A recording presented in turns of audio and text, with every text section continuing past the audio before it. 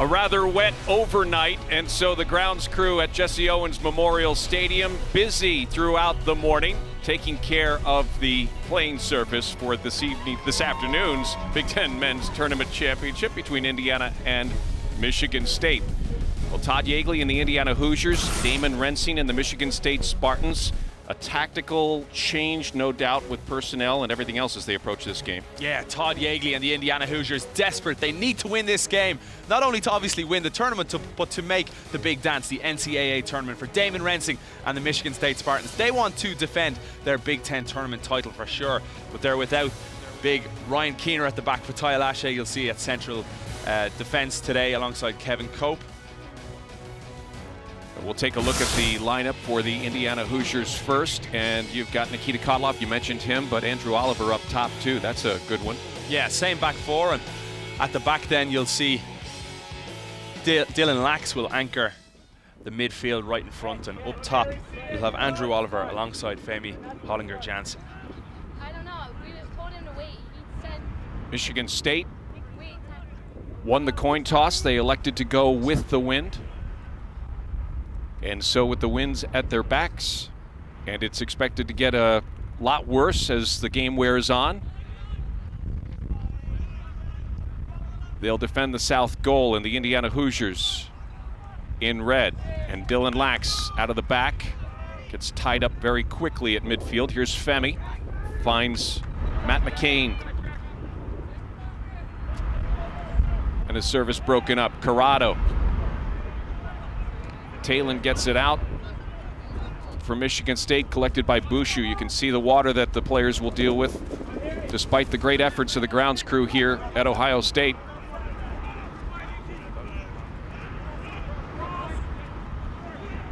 McIntosh gets some help from Andrew Herr. And Carell Bradford will keep Kyle Rutz off the ball. Here's Michigan State and how they approach this afternoon's game. Yeah, an extremely balanced Michigan State lineup, but the big news is that Myers comes into midfield in that holding role, and Fatai Alashe, the guy who scored the winner against Northwestern, partners Kevin Cope at the back in the absence of Ryan Keener, who's out with a hamstring strain. That hamstring strain, a lot of other nicks that their coaches are dealing with, all covered by our third member of the broadcast crew. On the sideline, this is Dean Linke. Dean? Chris and Kevin, delighted to be with you here in Columbus, where the weather not the only factor. Both these teams also dealing with injuries. We know about Kevin Cope. He's got a fractured rib, but the doctors say he's fine, it's stable. Ryan Keener, meanwhile, has pulled his hamstring a little bit, but he could play. It's not that bad. For Indiana, Dylan Lax with that high ankle sprain, he's also a warrior, and he will go. And then how about Tommy Thompson? Just 4 weeks back from that meniscus surgery, he's been on the bike. He'll come off the bench and be a spark for Indiana. Back to you, Chris and Kevin. Dean, thanks very much. As Michigan State builds, and still an opportunity with this throw. Those adjustments, are they mental challenges as well for teams that are looking for cohesion this late in the season? Well, they absolutely are. And certainly at this stage of the season, Chris, you'd feel that guys should be able to step in to any role, particularly when you look at the talent that is the likes of Andrew Oliver coming into the Indiana lineup. Tommy Thompson, like Dean Linke said, will provide that big-time spark off the bench like he did in the semi-final also. And I certainly believe that both these teams play extremely attractive styles of football, but for back-to-back seasons, the Big Ten tournament title game, you know, is going to be affected by the elements. Last year at Lakeside Field in Evanston, it was one of the windiest days of all time, I think. Yes, it was. Whereas today is quite similar, and I think we'll also see some rain. And so dealing with the weather conditions, really important. But from a tactical perspective, what does Indiana have to do to be successful this afternoon?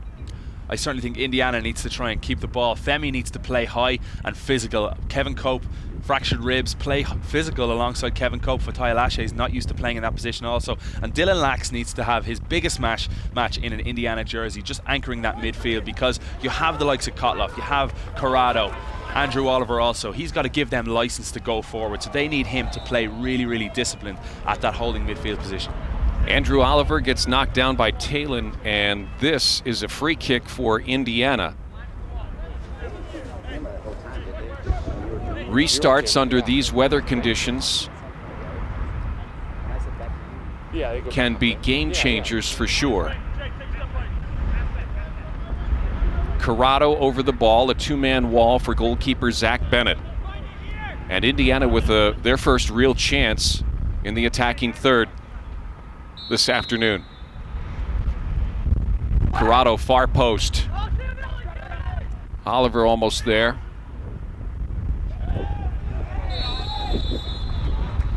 And we've got another whistle. One thing to note, Chris, in the semi-final, when the game went to overtime, Penn State went with the wind, and that actually benefited Indiana. I felt that the Hoosiers, when they put the ball on the deck and play their style of football, playing against the wind is not a big deal at all. In fact, I think it suits them. So it will be interesting to see how this first half plays out. Michigan State won the coin toss. They elected to go with the wind. But you know what? It might work against them. Well, the wind, the rain, the threat of dangerous weather through the afternoon, all out there. And Dean Linke's got more for us on how the weather is being planned for this afternoon.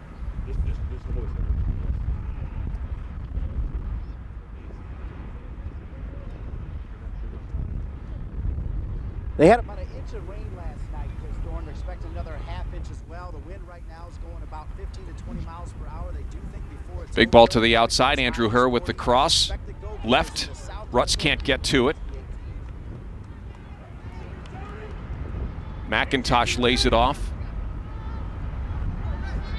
Chapman through the middle. And this is Kotloff. Femi, who gets the start this afternoon, looking to get around the corner, and it appears as though he will. That ball's going to get held up in puddles. Here's Corrado on the slashing run.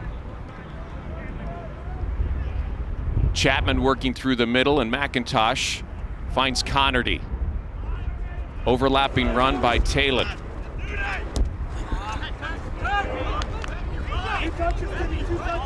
Oliver, who's going left and right, has only had 9 or 10 appearances here in the season, but Andrew Oliver has emerged in the last couple of weeks of the season as Mccain finds Bradford and Indiana looks to build from their defensive half of the field. The tournament championship on the line. Big ball forward, and that's a chance for Michigan State. And the Spartans with a lot of things to keep track of this afternoon from a tactical perspective. What do they have to do to be successful? Well, I certainly think Myers needs to play that disciplined role for sure. Fatai Lashe and Kevin Cope, they're not used to playing together, obviously, in a central defensive position. And then enjoy the occasion. They've already made the dance. They're the defending national champions, but they should go out there and play their style of football and just enjoy themselves. There's zero pressure on the Spartans. All the pressure is on the Hoosiers this afternoon. Shot save for Zach Bennett and Michigan State. Bennett with a shutout and 4 saves against Northwestern on Friday to advance to this championship game. Nice ball on a big run by Krutz. Rutz gets it in, and Colin Webb is there. He was looking for Kreutz. That's a big time run when you've got the help of the wind at your back. A well-served ball forward. We'll talk more about Colin Webb. Boy, did he have the performance of a career, a young career anyway, on Friday in that game against Penn State. Bennett gets it out, and look how that ball travels. Does that count as a save? I think it should. Colin Webb in the semis came up big, freshman, making just his 4th start, 19th birthday celebration. Keeps the clean sheet for his Indiana Hoosiers. Did not make a save in the penalty kick shootout, but he didn't have to because his field players shot 100% to advance 5-3. Statistics will say he made 5 saves in that game against Penn State. What impressed me most was his presence in the air and his complete aggression on crosses. He had no problem being physical, getting out there in front of guys and saying, this is my ball, I'm going to dominate in this situation. And that's what impressed me most, and I think that's what the team didn't have with Michael Soderlund in the team, and they certainly do with Webb. He's a freshman, he doesn't act like a freshman, not fazed by the occasion at all. The other goalkeeper, Zach Bennett, has had an outstanding season with 11 shutouts, 12-4-3.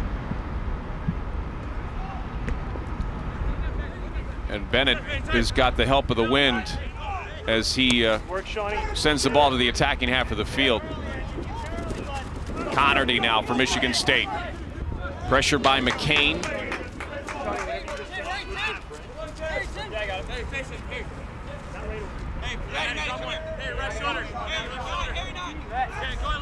Connerty had the game winner last year to earn the trophy for his Spartans against Michigan at Northwestern. Rutz finds Chapman. Chapman launches one and Webb makes the save.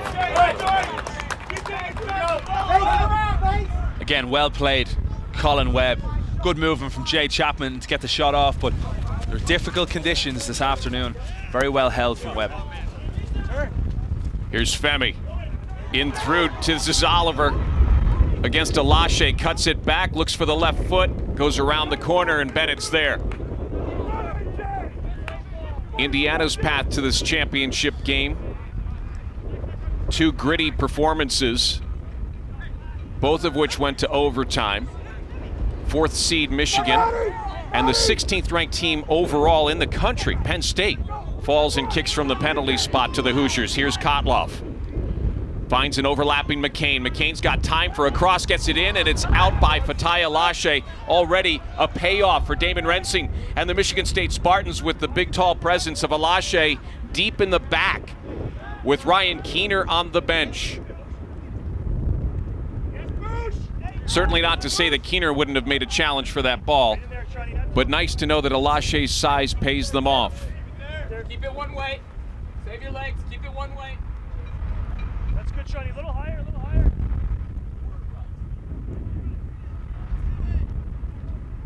Here's Jake Bushu, who gets the start in the back line of late for Indiana to kind of keep things sized up in terms of defensive organization and big-time presence. Bushu just breaks plays up. This is Harrison Petz looking long, and Bennett snuffs that out. Well, the Michigan State Spartans had to play 2 games as well this week in order to get to this game, the championship on Sunday. They did it with a couple of shutouts, took care of the host Ohio State Buckeyes, and the Northwestern Wildcats for the 2nd time this season defeated Tim Lenahan and the Wildcats.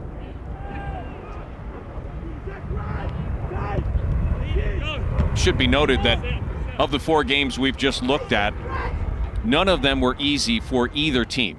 I certainly think Michigan State performed incredible stuff against Ohio State in the quarterfinal. In the semifinal, I actually felt Northwestern deserved something out of that game. The Wildcats had a lot of possession, had double the amount of shots that Michigan State had, and I certainly felt that Michigan State just about got over the line, given that Northwestern didn't really create many clear-cut chances. But the Spartans and the Hoosiers today, having gone through 2 grueling games each, now have to play on this heavy surface, and no doubt there'll be tired legs toward the end of this game. You wonder, will there be the odd mistake that could have a big impact? McIntosh from Michigan State, and Connerty works with him. This is Herr, who loves to overlap and serves a decent ball inward. Colin Webb lets it go, and McCain will let it ride. Well played, Correll Bradford. Excellent defending. Not the tallest defender in the world, but he used all his strength and experience there just to shield off Kyle Rutz.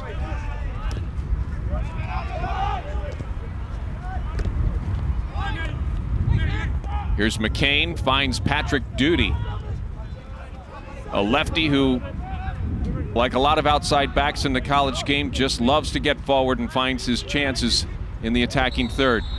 We've got a flag up as Andrew Oliver gives chase on a service.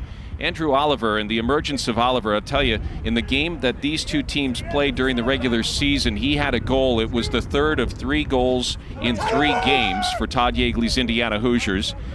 Oliver is a dandy, and in all the players that we've watched in the Big Ten over the years, I gotta believe when he's set free and Colin Webb steps out and disrupts that Michigan State buildup, when he's set free, Andrew Oliver looks a lot like a Ned Grabavoy in the way that he's able to create chances. Webb is a freshman with the courage of a veteran goalkeeper coming out, stepping up against Kyle Rutz. The future is bright at Indiana for sure. The last 2 players you mentioned, Colin Webb, only a freshman, and of course Andrew Oliver, only a sophomore too. Talon with the help of a little breeze. Long ball in, and Webb is there.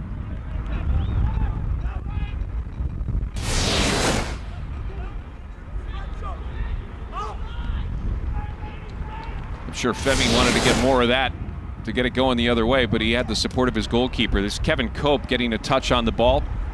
You heard Dean mention that he's cleared to play by doctors, but he is playing with a fractured rib.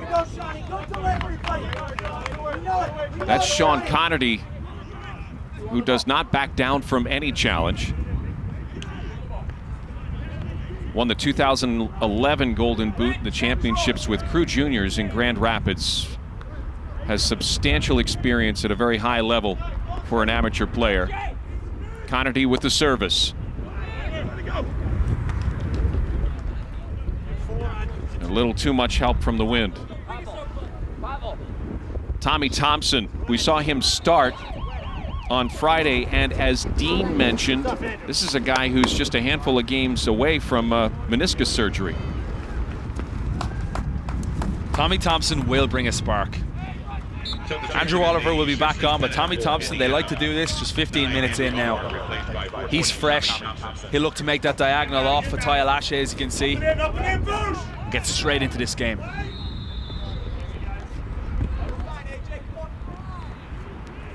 Had the flag up. And Michigan State takes over. Chapman through the middle. Chapman finds Kreutz. Challenged by Bouchou. Kreutz gets Rutz, and the shot is saved by Webb. Boy, Rutz got a hold of that, didn't he? Thompson works the quick 1-2 on the counterattack now. Here come the Hoosiers. Kotloff inside to Chapman.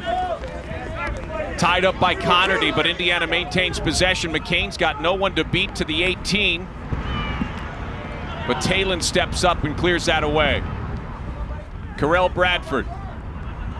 Harrison Petz, who serves a mean ball for distance. He's working against the wind, though. No wonder Indiana keeping the ball on the turf.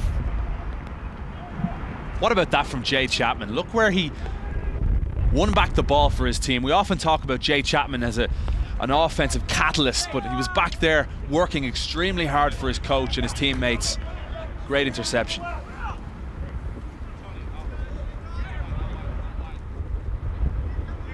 Jay Chapman does the work on both sides of the ball. Meantime, now Indiana and Tommy Thompson getting some touches as he's just been inserted to the top of the 18 against Cope. Cope is up to it, and a corner kick earned by Indiana. Well, Chris, just 16 minutes in. The man between the sticks for Indiana, freshman Colin Webb with 3 saves already. Another fine save from Webb, and he's really growing into that jersey, the number 32 jersey for the Hoosiers. He's been outstanding in this tournament.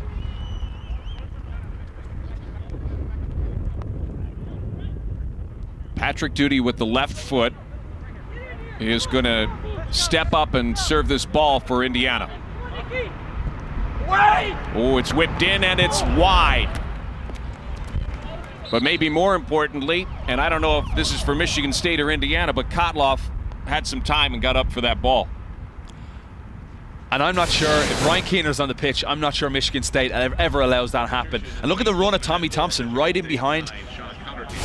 He had an opening. If that ball comes through to Thompson, he's got a clear header unmarked. They call him Mr. November. His game heats up when the weather gets cold. Kotloff with 5 goals and 3 assists. And these teams are even this early in the match with 3 apiece in the shot category. Connerty comes off for Michigan State. Good, Rutzy. Go, Dewey. Cause havoc,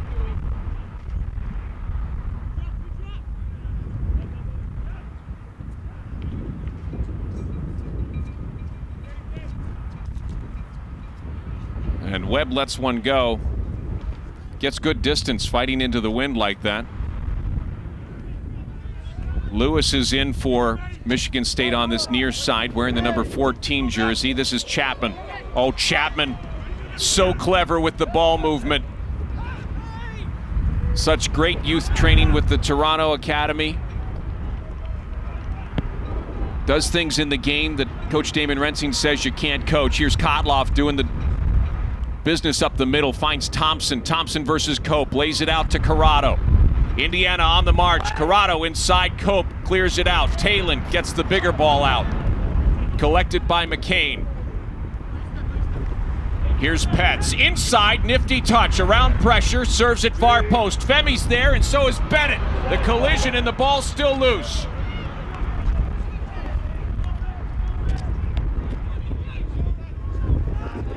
Lewis gets knocked. Femi's not too far away from connecting with this. Wonderful run from the striker, and Bennett does about enough. And look at the confusion there between Petz and Kotloff when the ball bounces out to the edge of the area. Here's Thompson. Petz. Femi against Alashe. Thompson yet again inside against Chapman with Corrado now, and it's cleared out by Cope. Rutz way back helping out on D, and he looks for the big clearance. And the breeze on that clearance gets it right to Colin Webb. You know, I almost wonder if figuring out the wind and how it affects the pace of your service takes more time than it does the other way, battling against the breeze. Here's Kotloff, who gets tied up but keeps possession. Kotloff to Thompson, and he's offside. Well, it's like judging a golf shot. You know, you look at somebody go ahead of you and you figure out where exactly they're going wrong, you know, and that's what Indiana will get to do. Looking at the pace on the ball when Michigan State play it forward is incredible. Vitaly Alashe gets the attention of our man in the middle, Pavel Vidra, and it's not for a reason that the coaching staff is excited about. A bit of a ding there on the ankle, it appears. Hopefully he's okay. We'll take a break. We're in Columbus, Ohio. It's Championship Sunday, the Big Ten Men's Soccer Tournament Final. Indiana and Michigan State scoreless. Big Ten Men's Soccer Tournament Championship. State of Success, these teams have been here before in State Farm in the State of Success with Indiana and their 11 tournament titles. Michigan State, most recently last year up at Northwestern, they defeated their in-state rival, the Michigan Wolverines.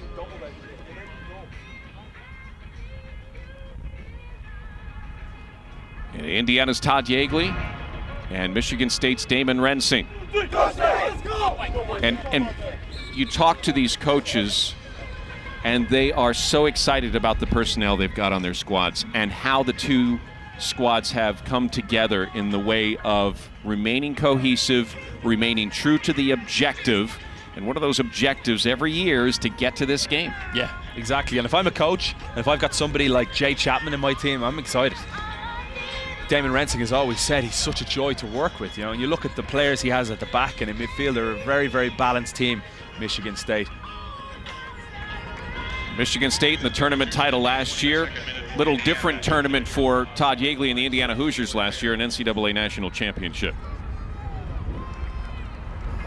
Both these teams have played each other consecutive years now in the Big Ten tournament. Michigan State beating Indiana last year, and the Hoosiers getting the better of the Spartans the year before. And on both occasions, Chris, Nikita Kotloff had a big say with goals. Well, Talon with an error there. And Kevin, you'd mentioned that given the conditions, you know, sometimes the attention to detail is lost, isn't it? And Talon's got to be careful. If he's going to clear the ball, you got to clear the ball. You have to get rid of it, if in doubt. Yeah, absolutely.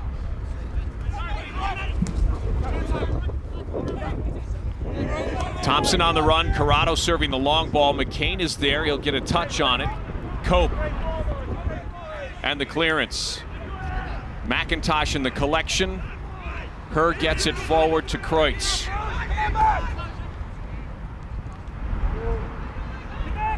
Connected, Andrew! And you see how the wind is carrying the ball. Now, this is interesting. Colin Webb is getting pretty comfortable coming out to the top of the 18, and not in front of him, but way out to the corner.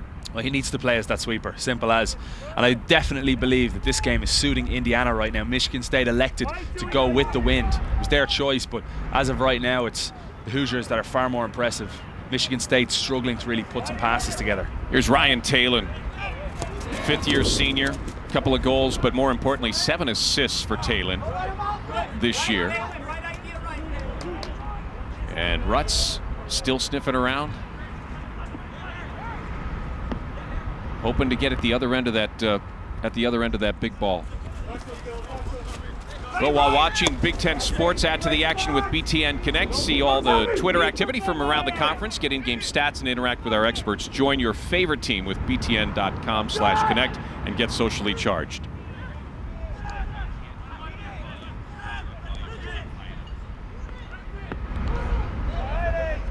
And not a lot behind that shot, but Zach Bennett will scoop it up. We've seen that type of shot twice now. One from Andrew Oliver now, one from Corrado. And if you're going to shoot from that distance, you cannot shoot along the surface. That ball is just stopping dead on that wet surface. You need to get some height on those shots.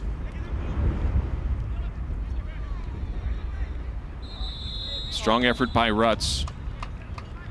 And we've got a whistle.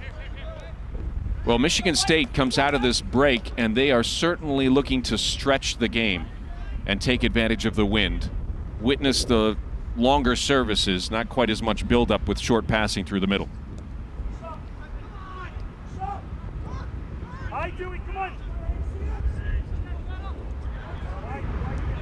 Here's Cope.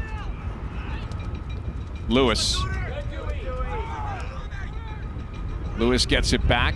He's got to cut against the pressure, against the grain with the pressure at his back. You mentioned Ben Myers.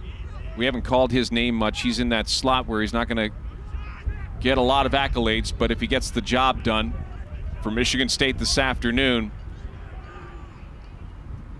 a big pat on the back will be an important part of his post game. Here's McIntosh, shot inside. No, it's a cross ball. Inside with the effort by Kreutz is wide.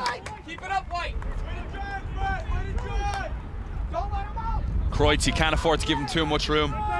All Big Ten first team player, and he's already got 8 goals this season. Just didn't have the right angle.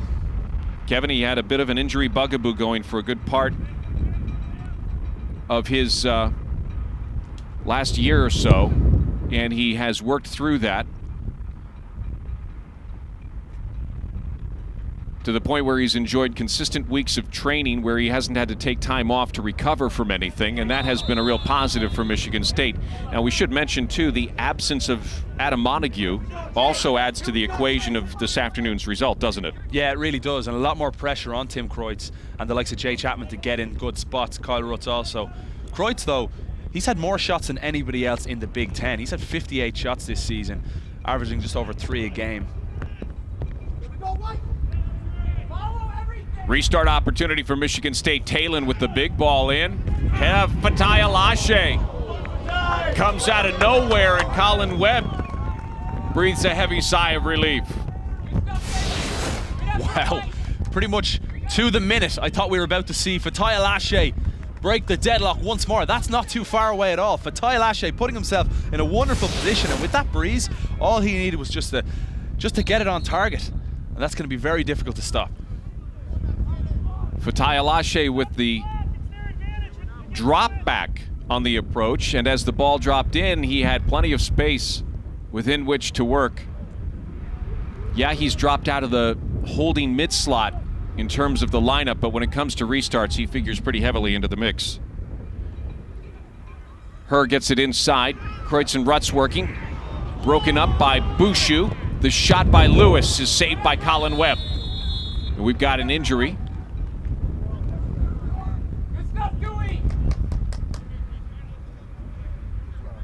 And Tim Kreutz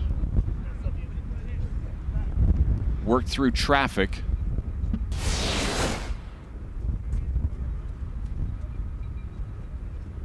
And the bad news is he met Jacob Bouchou on the way through.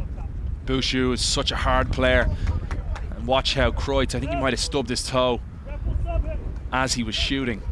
Great tackle from Bouchou.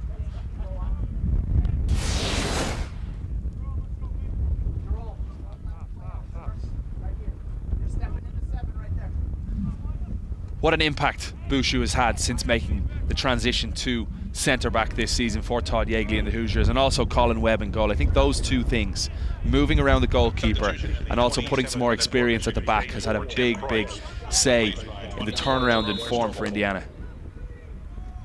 Well, you look at that sharp haircut and the tough, strong, disciplined defense that he offers, you think this guy's pretty well buttoned up. But a couple of weeks ago against Northwestern, he forgot his jersey on the way to Lakeside Field. Had to wear number 25 instead of his number 17.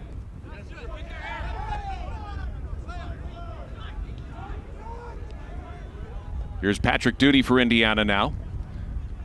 And Alashe there. Myers in the holding mid slot. And Bennett gets it out of trouble. The big ball forward is going to carry well beyond Kreutz. And Lewis. And now Lewis is going to pressure Colin Webb. And look at Webb. Inviting the pressure, killing the time as Indiana is facing a 15 to 20 mile an hour steady breeze. And it's expected to get a little bit worse, as Dean Linke told us, through the course of this game. Jerome Cristobal in, number 24 for Michigan State. And Andrew Herr, who has been steady on the right side, a converted midfielder. They didn't hear any of that. The weather part, no. The toss in, and this is Lewis, who cuts inside around Bushu, and Bushu recovers and takes the ball away. Here's Harrison Petz. Petz at midfield now.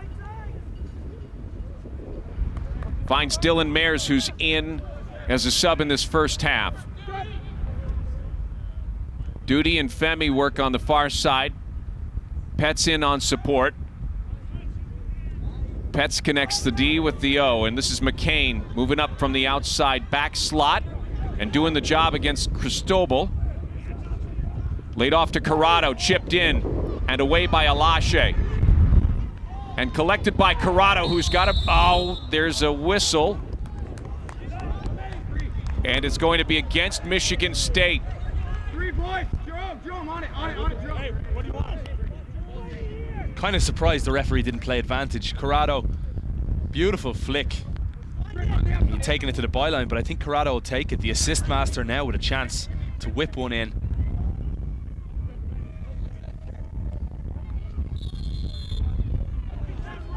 Corrado with the service. Plays the wind. And Thompson gets tied up. It'll be a goal kick for Zach Bennett and the Michigan State Spartans. Well, later today, it's a great doubleheader of basketball. First, the Hoosiers host Stony Brook, and then Purdue takes on Rider. Our coverage starts at 5 Eastern on BTN and BTN to go. Hey, AJ.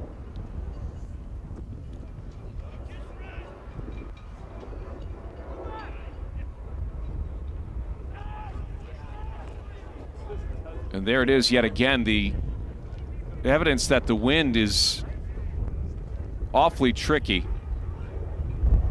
And adjusting to it, you serve a ball up and you got players down, but ball carries even farther than you anticipated. Petz with the ball back to Duty.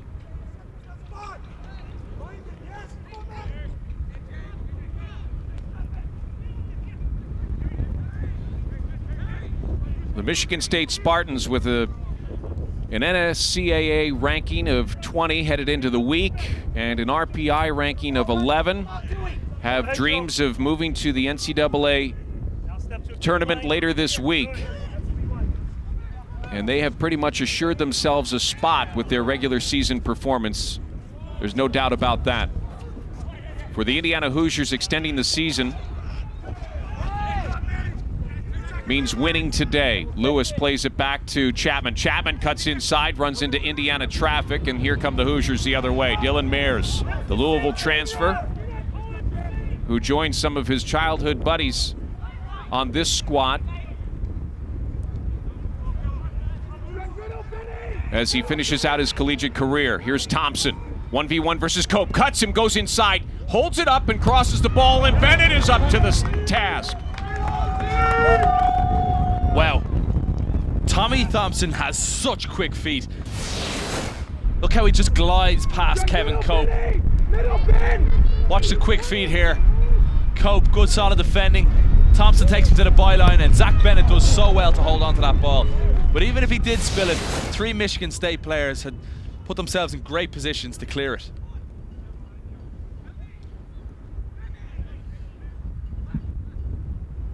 So the Hoosiers, with their first losing season in program history, need to win this game today in order to assure themselves the automatic berth into the NCAA tournament.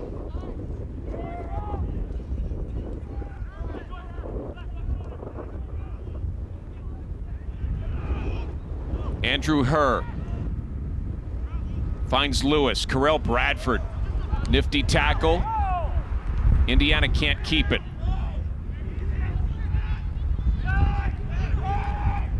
Chapman and Corrado. Chapman so sly with his ball movement. Chapman locks and loads, saved by Webb.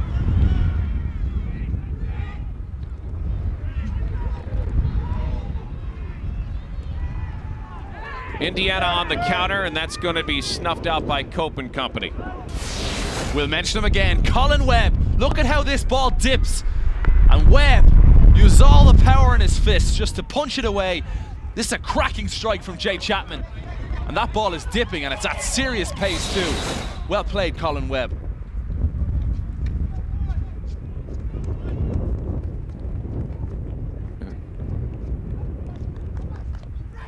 We talked about Colin Webb and the Indiana Hoosiers and what they need to do to ensure a trip to the NCAA tournament. We also talked about how Michigan State has done well this season with quality victories against quality opponents, and that's how we get to the RPI ranking system.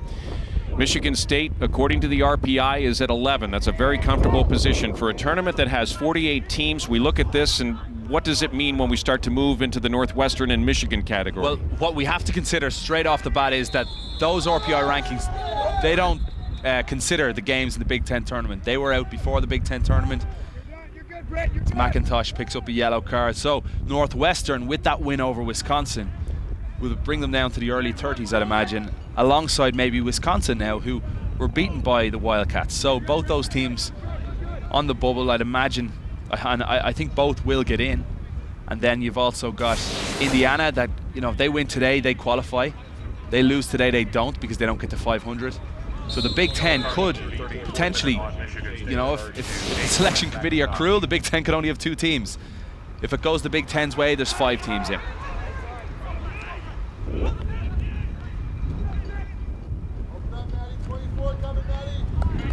Michigan State entering this game without the help of Ryan Keener, who played a good part of Friday's semifinal with a hamstring injury.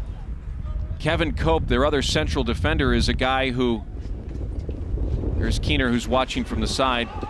Kevin Cope, their other central defender, is playing with a broken rib, but as Dean Linke told us, he's cleared to go and play today. Through the middle, Chapman can't make things happen. Cristobal comes over and gives help. Got Jamie Vollmer in the match now, who is certainly a dash of adrenaline when you pull him off the bench with 10 or 15 minutes to go. Wearing number 15 for the Hoosiers. Beg your pardon. Kyle Rutz and the Michigan State Spartans working that far side and not able to get farther than Patrick Duty as he holds the line.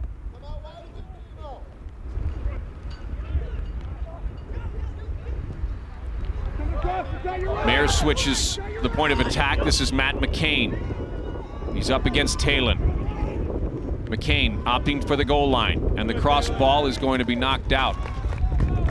It'll be a corner kick for Indiana. And against the breeze, this is the type of corner where you just want to loft it. You just want to glide it up. This is the type of thing you practice at training all the time. And you want your Femi Hollinger-Janssens or your Jacob Bouchous to make a strong run at this and attack it. Yes, Fatai Alashe is good in the air, but without Ryan Keener at the back for Michigan State, the Spartans significantly weaker. Duty puts it back in. Punched away by Bennett. McCain gives chase. He'll work with Dylan Mayers, and McCain will send it back over to Duty.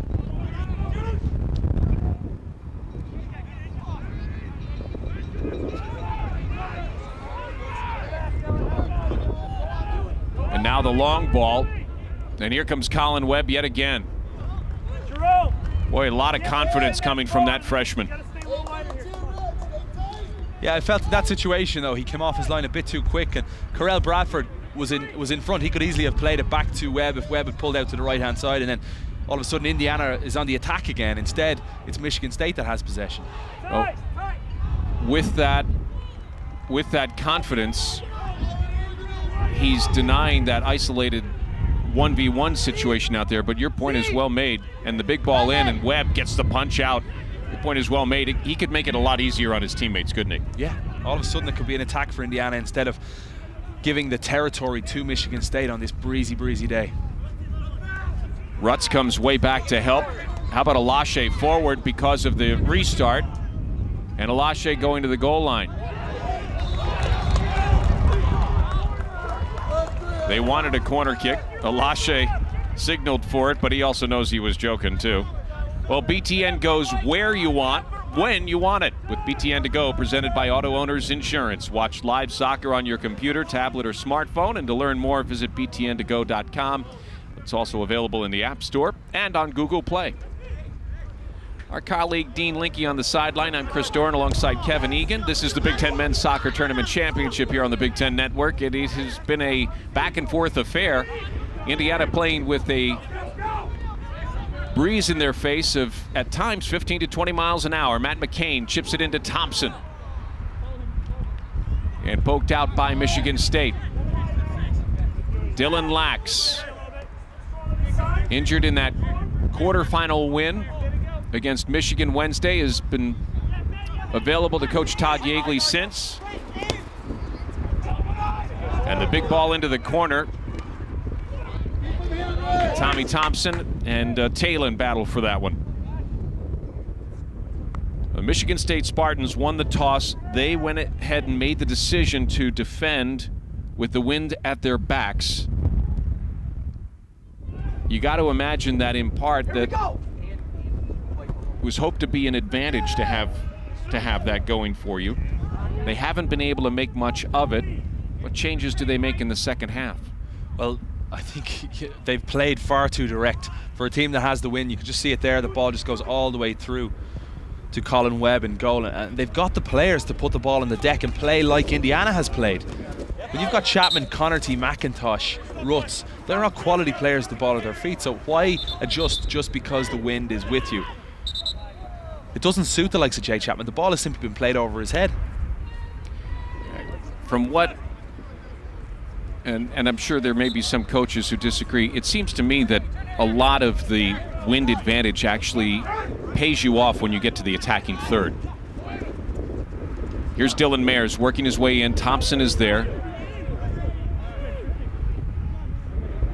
Thompson cuts Talon, goes to the goal line, goes to the goal post, and then gets it across. It's broken up by Cope. They'll earn the corner kick. It just seems to me that, you know, we watched last year, of course, in the final, Michigan State and Michigan with that huge breeze out at Lakeside Field in Evanston, Illinois. And the advantage really came in the final third, where players were able to put balls on frame that, you know, were whipping in. Well, you saw Jay Chapman strike. Excellently saved from Colin Webb. Michigan State hasn't had enough of those opportunities inside 40 minutes so far. Duty with his third corner kick from this corner, serves it in. It's a bit short, handled rather easily by Michigan State.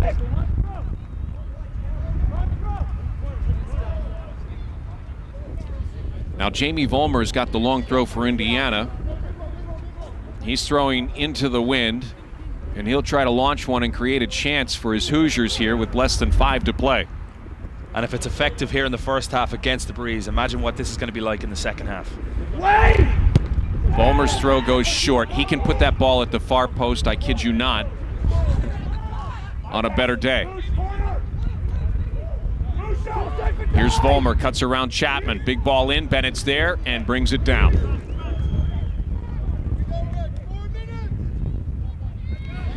Well, Damon Rensing had to make a change in the back. He's got Fatai Alashe playing with Kevin Cope.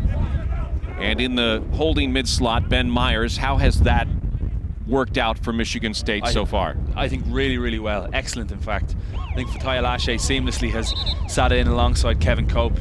Cope has been wonderful as always, but Myers sitting in front. Indiana have dominated this first half in terms of possession, I feel, but they haven't created many clear-cut chances. Zach Bennett hasn't been forced into too many saves, and I feel Fatai Lashe, he's got the experience. He's still young, but at the same time he's got such a good soccer brain that he's well able to just sit in there and be nice and physical and disciplined.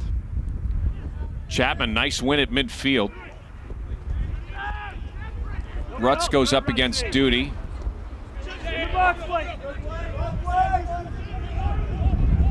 McIntosh for Michigan State around pressure.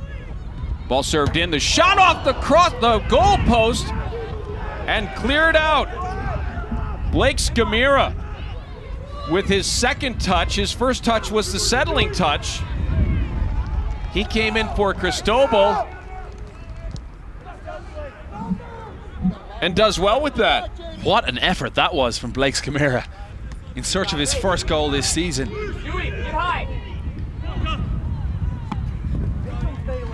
Talon with a service. That was a very difficult ball to take down. And look at this for a first touch, second touch, and Webb just about beaten him.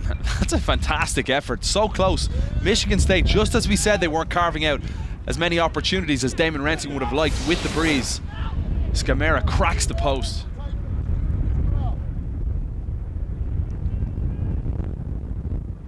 Couple of minutes left in this first half. Thompson and Indiana looking to get something going, and as we've seen so many times, a long ball served. Rutz gives chase this time out. Of course, it didn't go to the top of the box where Webb would normally step to it. Well, Webb had stepped and then he decided to stay, and that was what we touched on just a few minutes ago, and that was a smart move from Webb because he opted, or he gave Corell Bradford that option to pass it back or else give a little fake and take it to his right-hand side, which Bradford did.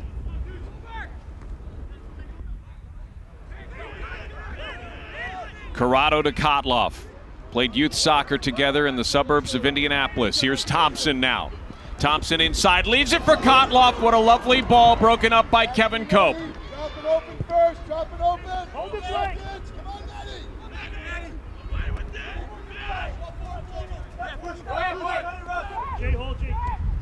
Bushu.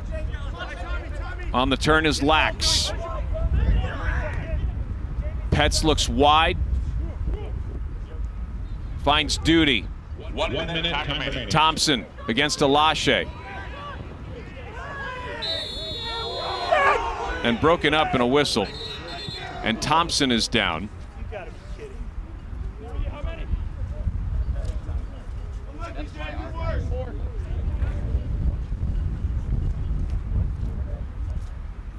Here's what just happened. Oh, it was the left leg. That looked very, very sore indeed. Tommy Thompson. It was the trailing leg that felt full effect of that challenge. And it looked like Thompson had already slipped.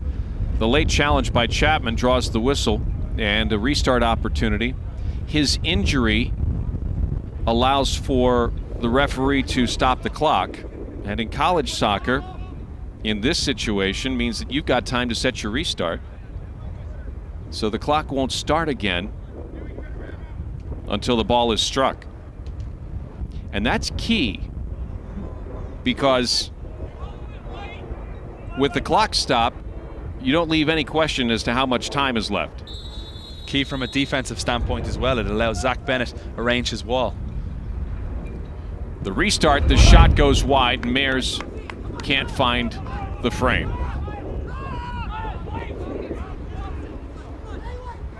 So Michigan State and Indiana working through the first 45 of this tournament championship. Michigan State would like nothing more than to reserve a seat on the bus back to East Lansing with a trophy buckled in. After all, they did it last year on their way back from Evanston, Illinois. The Indiana Hoosiers would love to have a trophy and know that in their back pocket they've got an automatic bid to the NCAA tournament.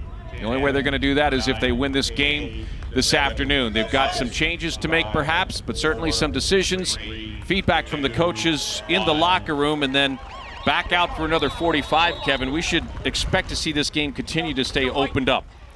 It's been a very, very intriguing first half. Expect the same in the second for sure. Well, from Columbus, Ohio, the Big Ten Men's Soccer Tournament Championship. Taking care of the wet field, taking care of the objective to win a trophy. Indiana and Michigan State at the break. We're scoreless.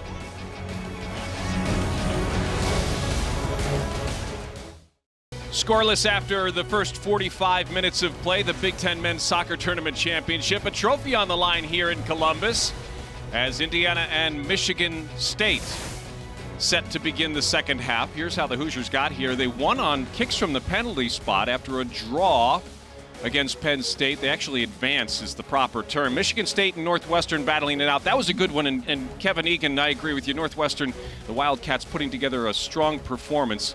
After all, they did beat the top 25 team Wisconsin Badgers in the quarterfinal on Wednesday, so a lot there in terms of great work by the Wildcats through the week.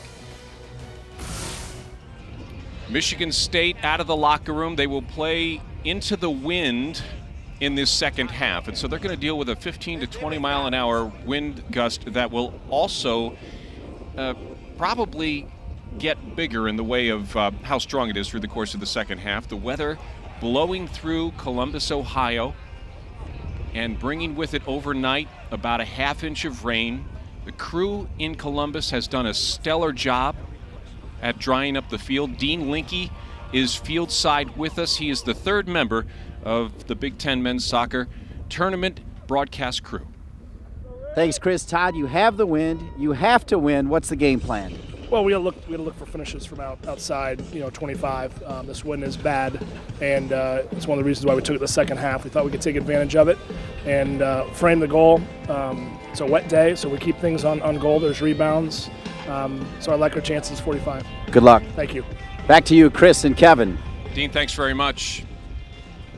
Big time breeze, big time hardware. Which one of these teams will head back home with the trophy in the front seat?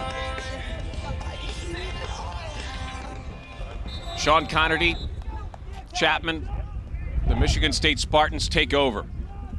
Tell you, Chris, this is going to be a fascinating 45 minutes of soccer. Stay exactly where you are, folks. Don't move anywhere because there's a big gusty breeze in favor of the national champions. They've got guys that can hit them from distance. I'm thinking Nikita Kotloff. I'm thinking Harrison Petts. And then you've got Michigan State, who have some of the most technically gifted players in the conference. They can put it down on the deck and play against that breeze.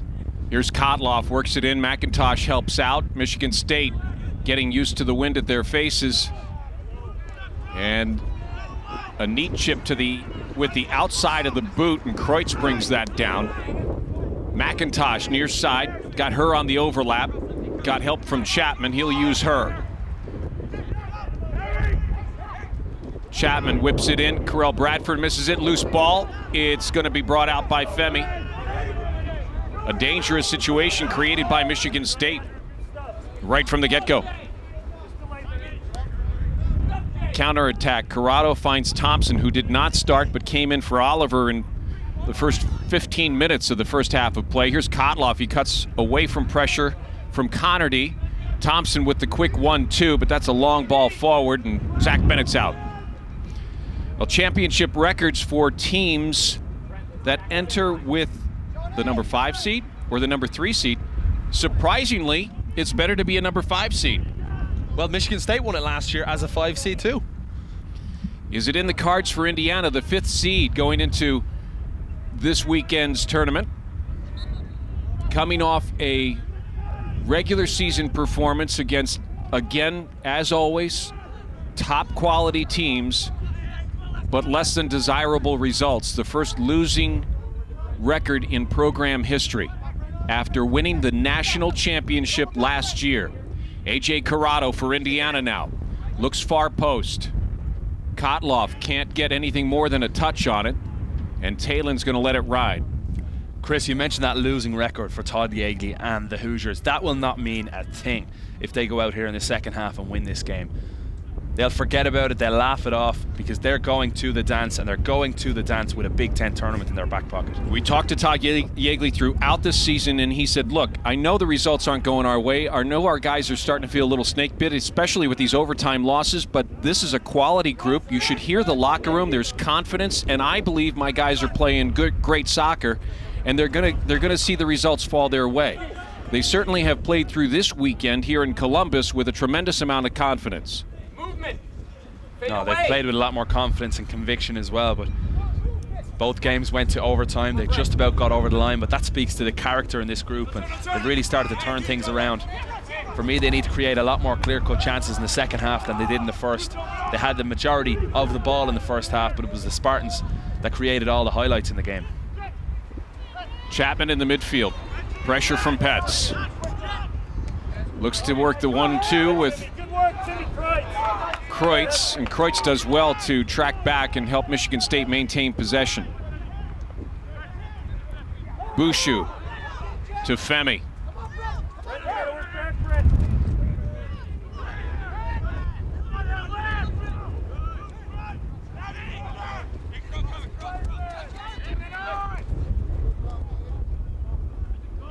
This is Ben Myers, who got the start in the holding midfielder position because Ryan Keener couldn't go as a defensive player in the central back slot. So there's Fatai Alashe. He's the one who drops back.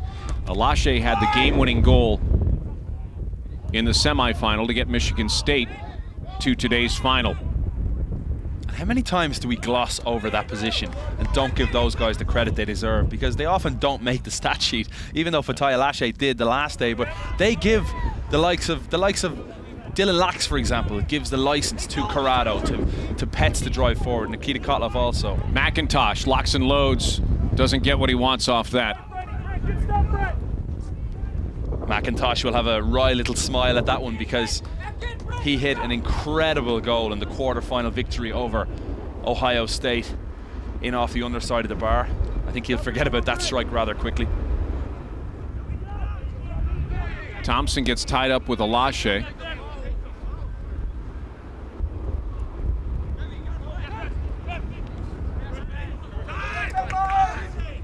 Andrew Herr, terrific as an outside back for Michigan State, has had to step in because of injuries early on in the season and has essentially called that position his own. And Kyle Rutz leaves himself wanting after that effort. Great footwork from Kyle Rutz, just to carve out that little angle of approach, and it was a decent strike in the end. The wind obviously playing a factor.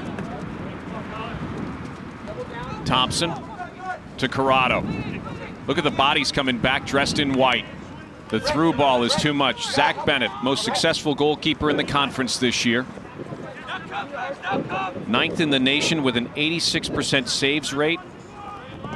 Credit to the host, Ohio State's Alex Ivanov. Ivanov, 4th in the country in his saves rate. As a goalkeeper for the Buckeyes knocked out in the quarterfinals of this tournament. Thompson on the run by himself, gets a little too much help from the wind. Can't keep it low over the crossbar. That chance was there. Well, Tommy Thompson took it very, very early. And watch the bobble. This was so unlucky. Watch the little bobble off the surface as Thompson is about to shoot. He takes the shot on, and there he takes a quick touch before he shoots. Creates that bit of a bobble. There it is. And I expected Thompson to hit the target. That's a great opening. How about Cope not wanting to get stretched out too much from the middle, and Fatai Alashe misses that touch, giving Thompson the chance to sneak in in the back there.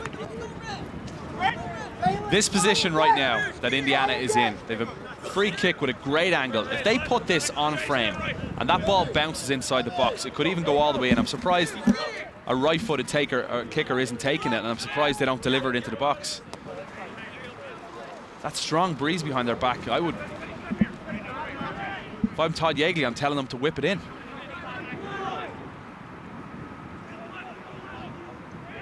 Pets, long ball, off of Myers, and this is going to be a corner kick for Indiana. Hey, Nikita! 4th corner kick.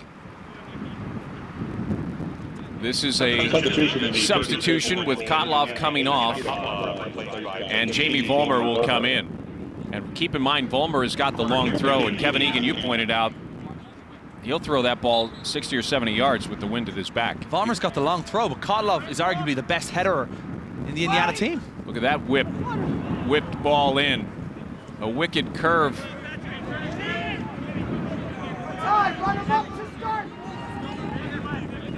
And it finds no one as it crosses through.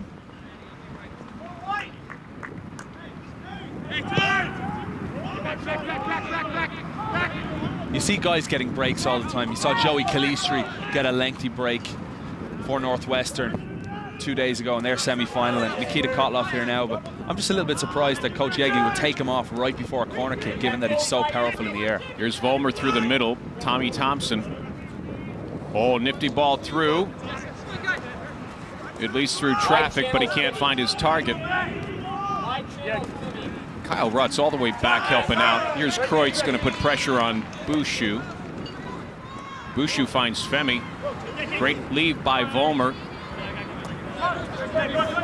And Thompson looks up, finds 5 players dressed in white. Good, Rutzy. Michigan State content to grind this one out. Rutz is going to sit back and help on D. Carell Bradford with wicked pace on that ball. He's going to have to take some weight off it. Yeah, good point, Chris. The pass needs to be a lot better. It needs to be a lot smoother from Carell Bradford. We saw a beautiful pass just moments earlier from Jacob Bouchou from a central position at the back, and the passes need to be spot on because they need to go straight to the feet, and controllable passes too, up to Femi and Tommy Thompson. Well, tomorrow on BTN, the Spartans host Portland in a non-conference hoops clash in East Lansing. Coverage starts at 7 Eastern tomorrow on BTN and BTN to go. McIntosh tries to get around Bouchou. Thompson with the help at midfield, gets tied up by Alache. Advantage is awarded. Michigan State playing very disciplined, organized defense, disallowing build-up in the middle. Here's Thompson. Takes some space on the dribble. And Harrison Petz, who has a rocket, lets it go, and Bennett gets a paw on it. It'll be a corner kick for Indiana. It's a good save. It's a very good save. It's a difficult one for the goalkeeper, Zach Bennett. Harrison Petz, you're right, Chris. He does have a rocket. We saw it at Lakeside Field against Northwestern when he cracked the post. 2 goals, 2 assists. Zionsville Senior would like to go out with a trophy. That's what Indiana's trying to do. Here's Corrado with the service. Cleared out. The chipped ball by Duty is too much. When you're a fullback, you dream of those balls just drifting right out. A second ball is just going to land at your feet, and as soon as you sky it over, you just want it back. You want another go at it. Well, he is the left-footed option on restarts for Indiana. And so those shots on frame have come for him, but that ball was bouncing out. And as we mentioned, the Ohio State grounds crew has done a terrific job with this field here at Jesse Owens Memorial Stadium. But it's still a bit beat up after more than a half-inch of rain, and rain that's fallen on and off here throughout the course of the day. Matt McCain from the far side. Service in.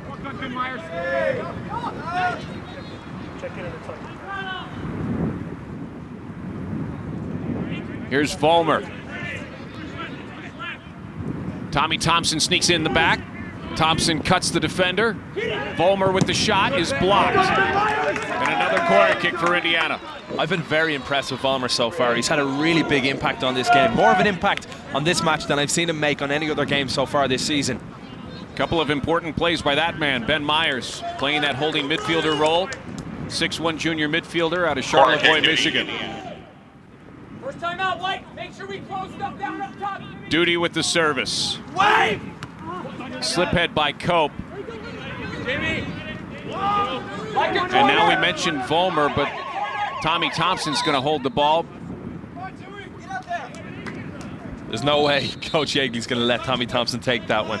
You've got Vollmer in your team. Pat Duty out of Naperville, Illinois.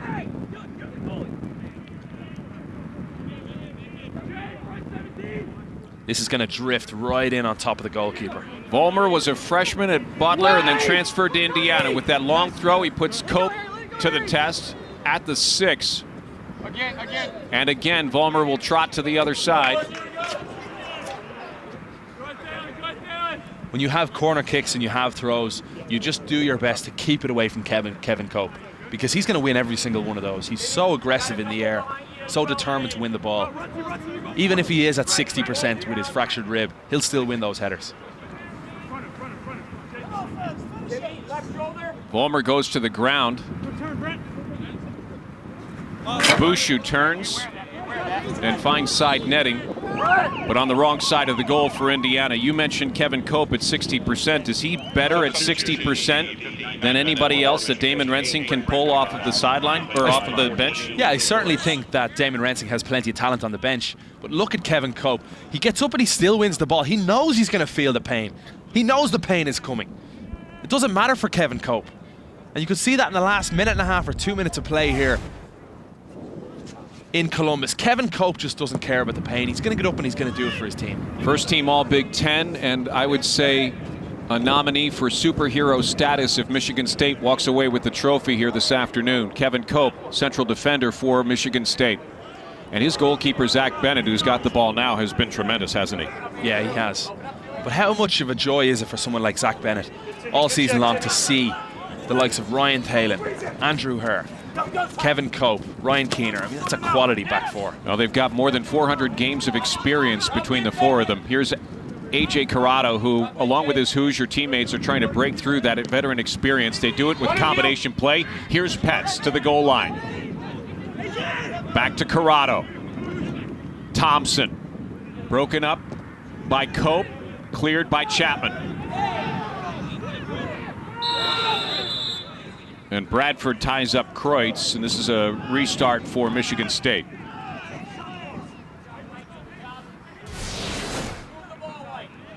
Here's how the wind is playing a part.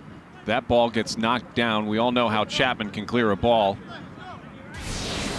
Holds it down closer to the surface, doesn't it?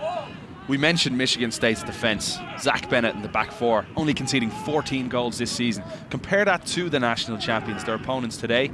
35 goals conceded. That'll tell you how good Michigan State's back four is. And 3 of those goals conceded during the regular season, one of them in overtime, as Michigan State beat Indiana on senior night in Bloomington. Indiana certainly with that on their minds as they are looking for redemption for that loss, as well as the chance to go to the NCAA tournament, an automatic bid awarded to the team that wins the Big Ten men's tournament.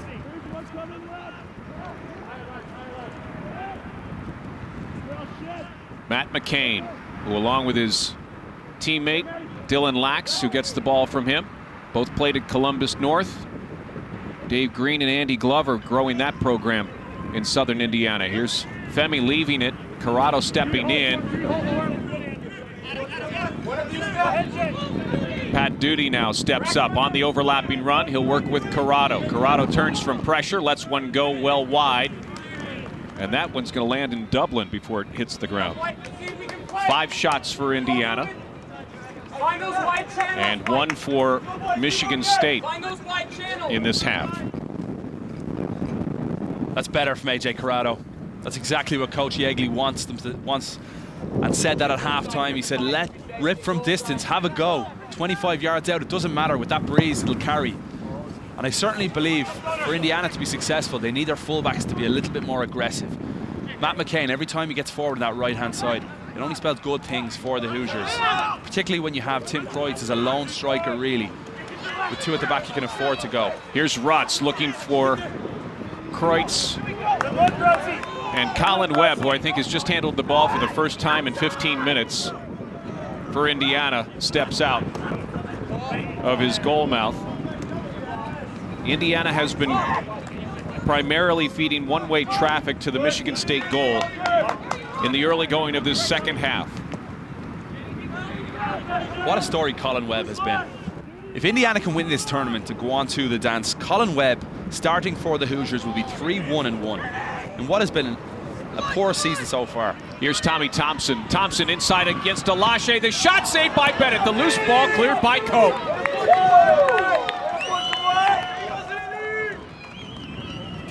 Great body strength from Tommy Thompson. Just manages to hold off the defender. His pace gets him away, but he needs to keep this shot down. He gives the goalkeeper a chance. Ball in by Volmer. Femi's there, so is Cope. And as you mentioned, Kevin, Cope is going to win it every time. Advantage allowed, the shot by Duty. That's a little more of what he's able to offer from that left-footed back.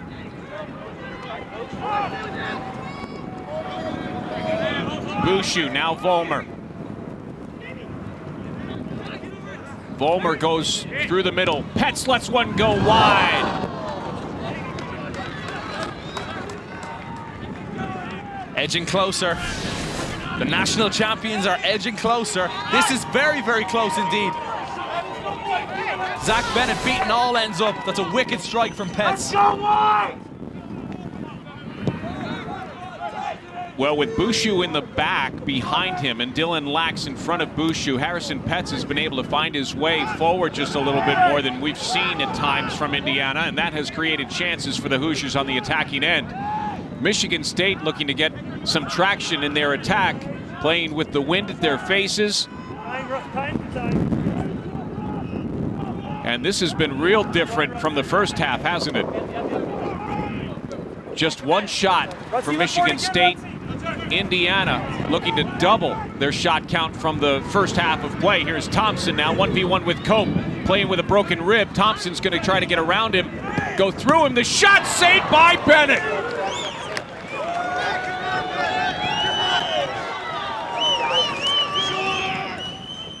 We're seeing the real Tommy Thompson now come out to play.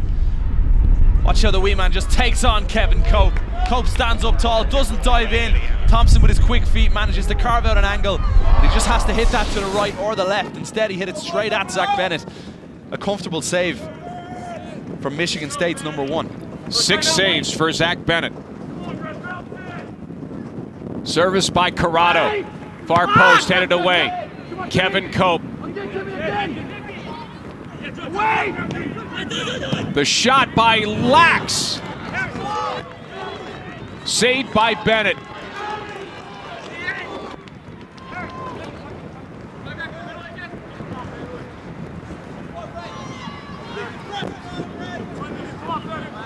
Every bit of the experience he's gained in his 11 shutouts this season being tested today.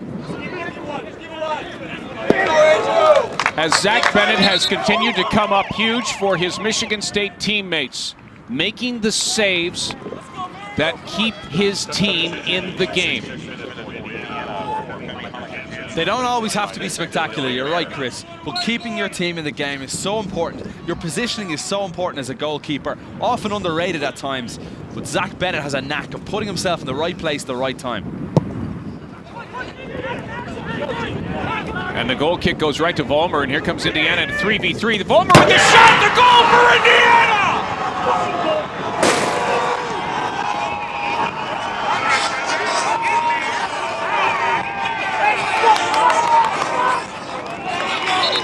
Jamie Volmer, the transfer from Butler, with his first goal of the season. What a goal for Indiana, what a strike. The keeper's disappointed with his kick out, but the substitute, the man who's had such a big impact, Jamie Volmer, keeps his strike low. That's the difference between that strike and the previous few. So Indiana with a taste of the lead, but more soccer to play. Can they hold on to a trophy?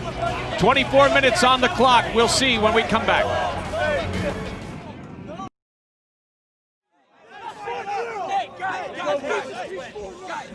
The Indiana Hoosiers have turned up the heat on the Michigan State Spartans, and they have benefited from a Jamie Volmer shot that gives them a 1-goal lead. It was coming, Chris. In the last 4.5 minutes of play, the Hoosiers racked up 7 shots. And this one was the best by far. Jamie Volmer keeps it low, gives Bennett no chance. That's a cracking strike. Wind-aided strike into the bottom corner. 1-0 Hoosiers. Now Michigan State has to come out and play. No doubt Indiana will get plenty of space on the counter. Well, he gets his first goal this season. He's a junior who spent his freshman year north of the Bloomington campus in Indianapolis at Butler. And after that season came to Bloomington looking for a little something different. And credit to Todd Yeagley. He put on Jamie Vollmer on a corner, and I questioned that at the time. But Vollmer has had a huge impact on this game. He's been a spark since minute one since coming into this game, and he's really given his team a lift. Cope has to play it long to his goalkeeper Bennett to avoid pressure. This is Fatai Alashe.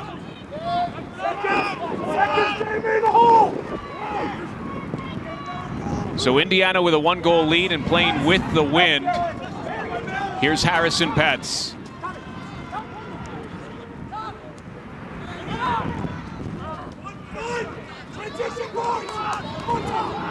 Connerty for Michigan State takes space and leaves it for Chapman.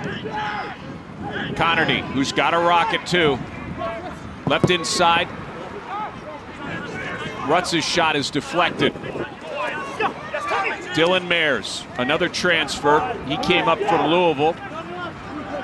And you can see how much of the heat has been turned up. They have doubled their shot performance from the first half. Indiana with 16 total. And you know one's bound to fall in, right? If you're gonna get 12+ shots in a half. Yeah, if you pepper the goal like that, sure, one will drop. But the question now is for the Hoosiers and Todd Yeagley, he's not going to want to see his team bunker down and try and defend for the next 22.5 minutes. They have to go out and get that second goal. The 5 minutes or 6 minutes or so, that spell after scoring is so important. If you can go on and get that second goal, it'll give you that little bit of breathing room. And on comes Nikita Kotlov once more. Tommy Thompson, who's wincing just a bit, and in going 1v1 with Kevin Cope, opted instead to shield the ball and go to the corner flag. You've got to wonder if Thompson, who's missed 6 games because of the meniscus surgery, is 90 minutes match fit. My guess is probably not yet. Kotlov comes in off the bench. That's not a bad sub, is it, when you've got that kind of talent to pull off the bench? Here's the service by Duty. Far post is to Petz. And Myers is going to poke it up and away. Alashe gives chase and gets it to midfield. Bradford. What a chance for Petz. That ball comes all the way through. He has to hit that hard. He hesitated. There was no conviction in that at all. He tried to just, I think, play it back across goal. Harrison Petz, who's played plenty of club ball with the Chicago Fire Academy. From the time he set foot on the Bloomington campus, I think it's safe to say that he had sights on developing his game and preparing himself for a professional career. Here's Fatai Alashe. And Bennett gets it to midfield.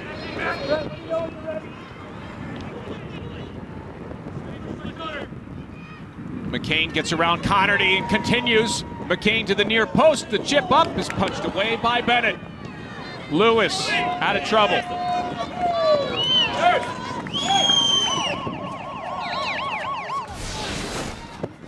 Wonderful fullback play from Matt Mccain. We highlighted that earlier, said that, you know, the fullbacks for Indiana, if they can get forward, they can really, really stretch Michigan State, and Matt Mccain has that in his locker all day. Todd Yeagley is telling his team to push forward. They pushed a little too high there. No one in that second layer of attack. Here's Jamie Vollmer, who hopes to open things up with a long throw. He says, yeah, Bush looking for Jake Bushu inside. And Bushu gives Lewis a handful.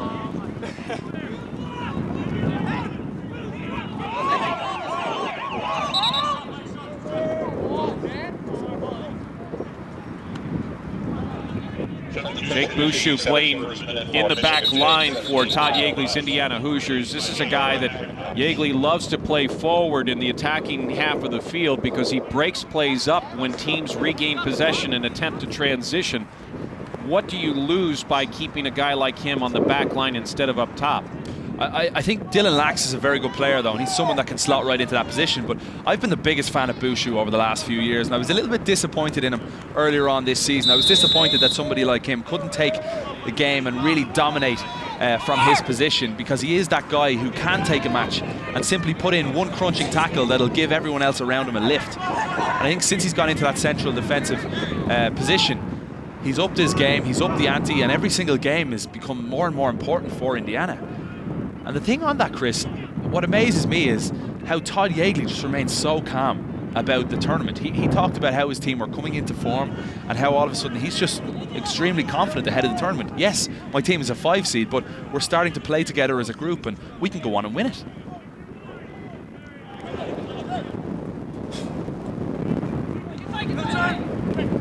Well, if Michigan State is to create any chances from the sideline, Dean Linke tells us that Damon Rensing is instructing his players to keep that ball on the turf. And I would say that Tim Kreutz has kept enough of the turf on him.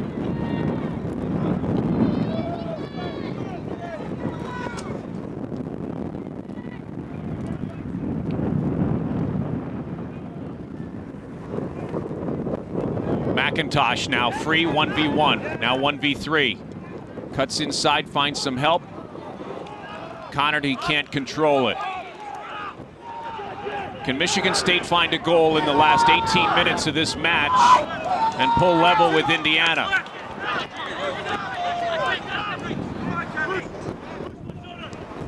It's been a long week for both of these teams, playing on wet turf in less than ideal conditions, but Michigan State looking to knock on the door.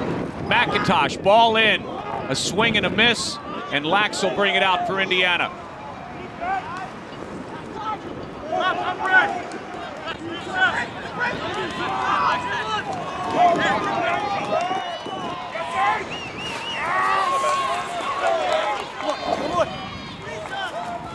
It's amazing how a goal can completely shift the mindset of teams, and how all of a sudden it's Michigan State with the ball at their feet, in control of the game, and seem to have much more of a tempo about them.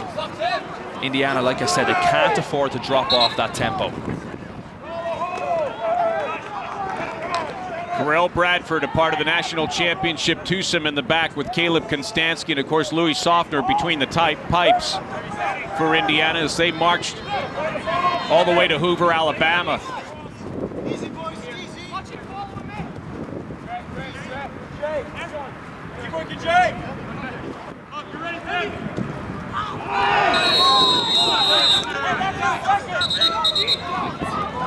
Dewey Lewis with a tackle there that I think we'll see him get a yellow card. He came right through on duty after he had played the ball.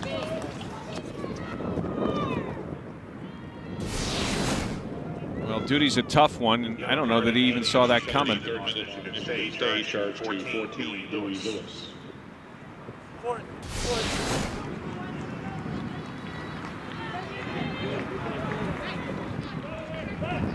Michigan Mr. Soccer. 2 goals, 3 assists on the season. Lewis with the yellow card goes to the sideline. And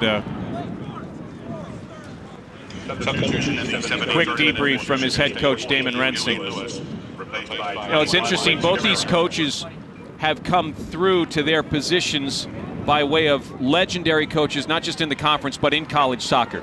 Damon Rensing, for example, under Joe Baum, a player, an assistant coach, learned the ropes, cannot pay off Joe Baum enough when it comes to how much he learned under the legendary Michigan State coach. Todd Yeagley, on the other hand, had to live with the legend, as his son was an assistant with Mike Freitag and then went off on his own to Wisconsin for a year and then came back to Indiana. So they were both understudies of great figureheads in college soccer, and 2 guys who wanted the conference to have representation as they do today. Ball in by Corrado. And here they are on national TV battling for a trophy with some of the best players in the nation. And as you mentioned in the first half, Kevin, potentially 5 teams from this conference yet again receiving bids to the NCAA tournament. Corner kick duty. You talk about how much Michigan State has had to endure in the second half with the wind at their faces. Add to it the relentless attack of Indiana, and now 9 corner kicks. Whipped in and curving. Bushu there, loose ball. Poked away. Blake Skamira back in the game. Had the wicked shot off of the goalpost in the first half. Look at this one more time. This is my criticism of Indiana all season. They don't attack the ball with any aggression. Jacob Bushu kind of goes at it with the side of his foot. Throw your head at it. Put your body on the line. Ball inside to Skamira. Goes wide. Cleared out by Indiana. Do they bunker down in this last 15 minutes, or does Indiana continue to play? No, absolutely not. And I think they really miss Tommy Thompson at this stage of the game, because Tommy Thompson is that outlet up front. Nikita Kotloff is playing up front right now, but Nikita naturally drops that little bit deeper. He's that real number 10, and he'll look to try and pick up the ball in his own half. Whereas I think they need a Femi, or they need a Tommy Thompson up front, who's just an outlet who'll run the channels.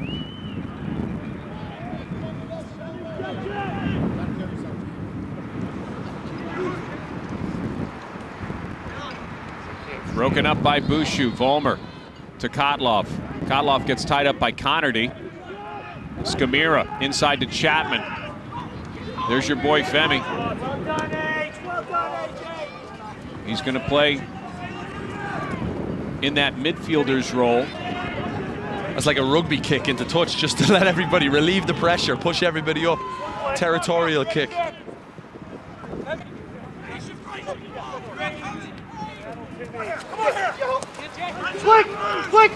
Skamira gets support. AJ Corrado's got to deal with this field while Brent McIntosh dribbles by. McIntosh reloads through Kevin Cope. One of the best defenders in the country, according to his coach, and fans who've watched him can understand why. Cope playing with a fractured rib, cleared to play by doctors. No need to worry there. But a guy who's probably playing at 60%, it says a lot about that defender, that he's at 60% and yet still is probably one of the best guys that Damon Rensing can pull off the bench to settle in that back line. Can they hold Indiana off in these last 14 minutes and create a chance for themselves at the other end of the field? McIntosh thinks so. He's got some space on the dribble. McIntosh, through ball, broken up by Bradford. Chapman uses the wind, finds Connerty. Talon looking to serve in, and broken up.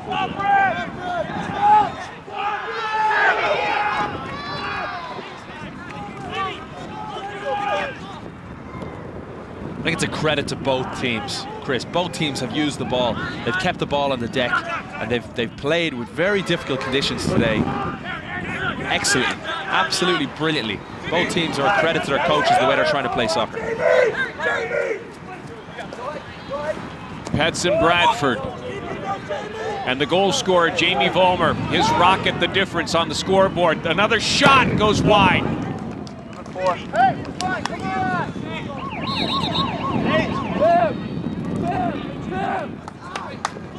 Dewey Lewis set to check in. He'll pull Kreutz off. Tommy Thompson on, AJ Corrado off. You mentioned why Thompson's important in this situation for Indiana. Yeah, I think Tommy Thompson will play a big roll in the next 12 minutes. I think he'll get chances as Michigan State look to drive forward, looking for an equalizer. There will be space created. There's no better player in the conference to exploit space. Vollmer and Kotloff is offside. Well, you mentioned Indiana's keys to the match. Game's not over, but Dylan Lax had to have a big match, according to you, and has he met that objective for you? He has. It's played out a little differently than I would have thought with the win, because I thought Indiana dominated the first half. Yes, Michigan State had the better chances, but all in all, Indiana controlled a lot of the football. So Dylan Lax wasn't called upon as much as I would have thought in the first half against the Wind. But Dylan Lax has quietly gone about his business very well. Here's McIntosh, 1v1 with Duty. He's going to go inside or out. Opts to go out. Crossed ball, far post is going to ride. Connerty is there. Collected by Taylor. That's a nice ball in. Who's there? McIntosh. And Duty, someone had their cleats up. Look at this cross one more time. Brilliantly delivered from Thalen. And just watch as, again for me, I think Patrick Duty needs to attack that ball with his head. You cannot be so complacent and expect that the ball's going to land at your feet when it's inside the 6. Your other key to success for Indiana was that Femi had to play high and he had to be sure to be physical. He's in the midfield now. Indiana enjoys a 1-goal lead. Does his role change in that position? No, I think Femi now for the next 10 minutes just needs to work his socks off, break up the play as much as possible, and then when he gets the ball at his feet, make sure he finds a pass. Connerty and Indiana with 7-8 players behind the ball, plus the goalkeeper, Colin Webb. The freshman comes up big in that sequence. Boy, he's had a career in just 5 games. Colin Webb, the goalkeeper for Indiana, had a 5-goal overtime loss. He had a shutout. He had the 2-1 overtime win. He had the shootout the other night, which he and his team won. And now he's playing, at this point anyway, for an insurance policy that Indiana enters the NCAA tournament. Chapman switches the play. Finds her. Great cover from Petts. Harrison Petts made a long run across to make sure that his left back, Patrick Duty, had enough cover. Smart. Indiana fans know, of course, that there's no insurance in the last 10 minutes. Having lost 5 matches and sitting on the lead. Last time these two teams met, Andrew Oliver scored in the 81st minute to tie it up. They went to overtime, and Michigan State was able to find a goal to get out of Bloomington with a 3-2 victory.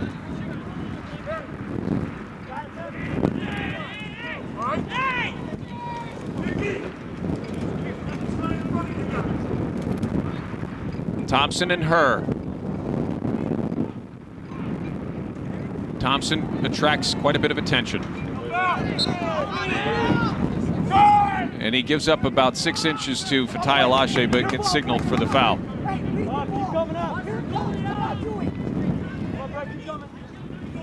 Size has never been an issue, though. Tommy Thompson with exceptional exposure to the highest levels of soccer as an amateur. And his coach, Todd Yeagley, says he trains like a pro. And that's one of the reasons why he'll be one day. Here's Michigan State. Lewis lays it off. Connerty looks to get it in. Left to Chapman and cleared away. Her doesn't get what he wants on that. And look at your picture right now. Look at every Indiana player bunkering down. 8 minutes to go. I think it's too early for that.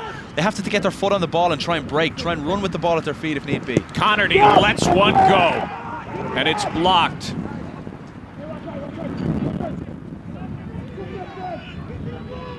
McIntosh from Michigan State looking to work the combination play, can't put it together.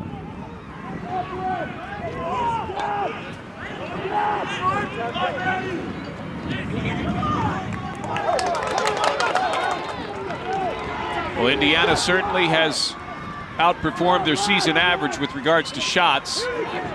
A team playing for their season, essentially. And with the wind at their backs right now, hoping to hold off a stubborn Michigan State attack with her with the service and Bouchou with the head ball out. Cope brings it in. Connerty lets one go. It gets through. That's the right idea for Michigan State. Excellent effort from distance, and you know what? It's a type of ball from Thalen that Jay Chapman is so close.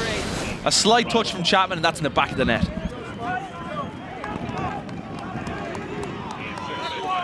Thompson with just a short spell there. Vollmer came to the bench, thought he was out.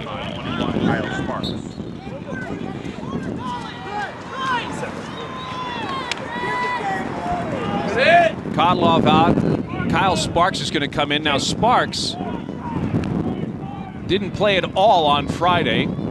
He was called upon to take the 5th kick from the penalty spot. It turned out to be the final one. He put it through and put Indiana through to the final.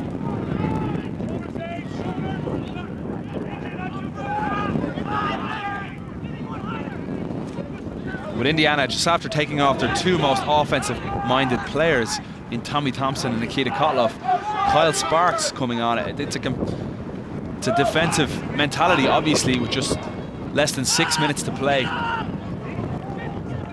Well, Sparks with fresh legs will no doubt be inclined to put pressure on Cope and Fatai Alashe, who have, in the back, essentially reloaded every time Michigan State looks to, or every time Michigan State has lost possession in the attacking half of the field.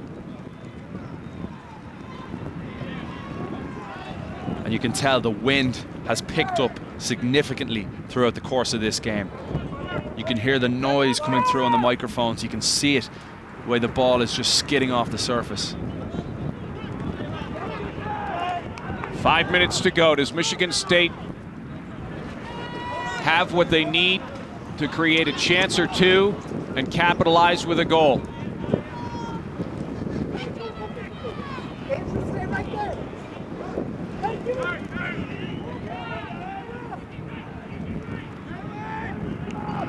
Talon with the throw for Michigan State.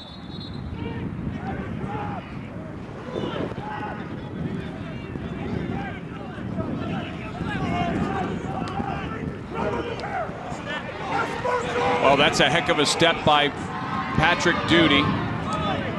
And Indiana in quick transition. Broken up by Cope.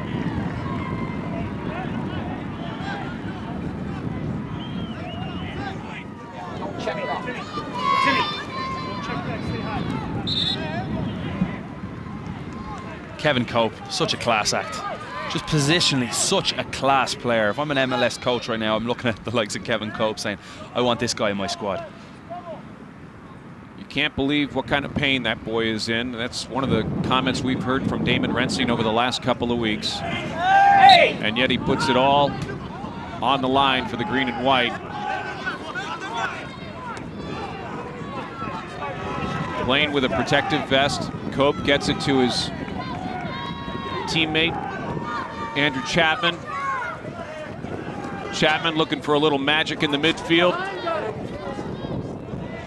Can't find Rutz, and here comes Indiana again. The fresh legs of Kyle Sparks. Jay, looking behind, all right? Come on, head up, it's all right, come on. Rensing encouraging his team, keep your head up. Through ball from Talon. Can't find Skamira. Vollmer gives chase. Can he keep it in?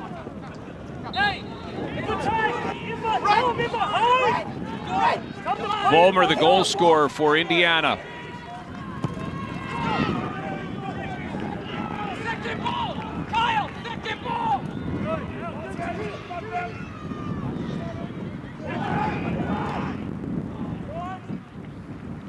You can see the move starting to happen now. Damon Rensing has signaled he wants Fatai Alashe up front. Kevin Cope to stay back by himself with 2 fullbacks.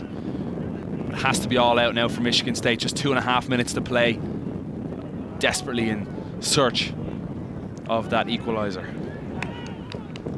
Well, you don't think Damon Rensing and the Michigan State Spartans don't want a trophy to go home with them on the bus to East Lansing. They're going to a 1-4-5 system of play with 4 midfielders, 5 forwards, hoping to get a goal out of these last couple of minutes. And the quick ball movement by Connerty frees up McIntosh. The overlapping run by Andrew Herr, and here comes Michigan State. Spartans looking for a goal.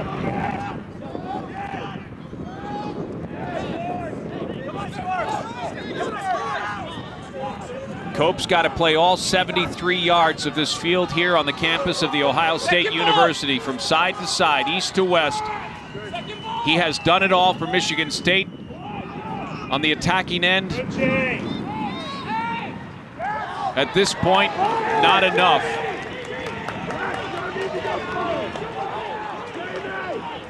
And Chapman disagrees with the call on possession with the ball out of bounds. Let's take a closer look at this. The whole ball, did it cross the line? Come on, keep it here. Yes, it did. That's a good decision. Lock it in, White. Just about a minute's time. If Indiana can hold on, Chris, they will have completed the improbable. They will have completed the absolute turnaround from a disastrous league campaign of 11 losses to come out and win the Big Ten tournament and qualify for the NCAA tournament. And this should do it. This free kick, you can be sure that the Hoosier players will be in no rush whatsoever. And it's a credit to everybody involved, and the coaching staff at Indiana. There was no panic. They trusted the players they had there. And it's been a remarkable turnaround.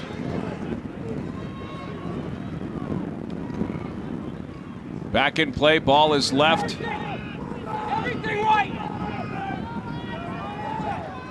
Michigan State going to throw everything at them.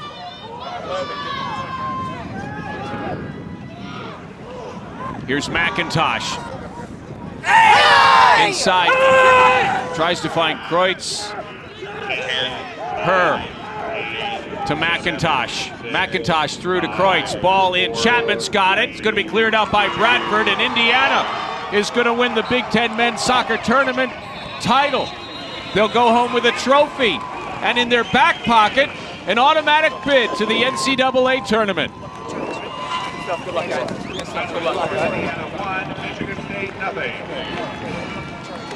Well, they've done it 12 times. This territory is so familiar to the Cream and Crimson. And Zach Bennett, who has had a stellar season. Lets one in. Andrew Vollmer, the goal scorer for Indiana, a sub off the bench, lights up the Indiana attack. No doubt the Michigan State Spartans, everything to be proud of with regards to their season, and they too will show up in the NCAA tournament. They will indeed, and they could do nothing about this goal. What a strike from the substitute. Vollmer just cuts inside onto that left boot, and that's a wicked strike into the bottom corner. Zach Bennett beating all ends up, and that turns out to be the winner, the goal that sends the Hoosiers into the NCAA tournament. Well, Indiana took the long road to get here as the 5th seed. They beat Michigan in overtime. They went to kicks from the penalty spot, knocked out 16th ranked Penn State, the #1 seed and Big Ten regular season champions. And then Indiana takes care of Michigan State. The goal scorer is on the sideline with our own Dean Linke. And Jamie Vollmer, your first ever career goal, you could not have picked a better moment. Not at all. It's a good one to get, and it's a good one for the seniors. It's just good to be in the tournament. Tell us what happened on the goal. Unfortunately for Michigan State, the keeper didn't have his best kick on that, and fortunately it was just a counterattack. One touch to the left and a decent shot. Now you're in the tournament. What's it mean? It means a lot. I mean, after what we did last year and then just the tough season so far this year, it looks like it's clicking, so it means a lot to us. Congratulations. Hey, thank you very much. Back to you, Chris. Dean, thanks very much. Jamie Vollmer with the goal, his first of the season, and Indiana shares the shirts and caps, and they'll pose for some pictures too as they head back to Bloomington, the tournament champions. I don't go to any other program. Todd Yeagley and the Indiana Hoosiers. What a tournament, Kevin Egan. Excellent tournament. Extremely low-scoring tournament, but intriguing soccer at the same time. Difficult conditions, and what we saw today was two excellent football teams playing with the ball at the deck. And we were treated to some wonderful stuff this afternoon. The last time they won the tournament championship, they did it here in Columbus, so the campus of The Ohio State University, at least in the postseason, has been real friendly. How about Todd Yeagley? He's on the sideline with our own Dean Linke. Todd, it's been a crazy season. Here you are. You're in the NCAA tournament. You are the Big Ten champions. Quite a year, Dean. This team has played so well throughout the season, and just some unfortunate results have gone our way. And I don't think any other team does what this team did, quite honestly. The way they came to this tournament, the way that they played, that's a really good Michigan State team. And again, I'm so proud of these guys. And they just kept battling, and they kept together. And it's a lot of expectations when you play at IU. And we always say that Indiana is pretty darn good at tourney time. Todd, enjoy it. Good luck in the NCAA tournament. Thanks, Dean. Back to you, Chris and Kevin. Dean, thanks. Great job on the sideline for us. And that's it from Columbus, Ohio, where Indiana defeats Michigan State 1-0 on a Jamie Vollmer goal to win the Big Ten men's soccer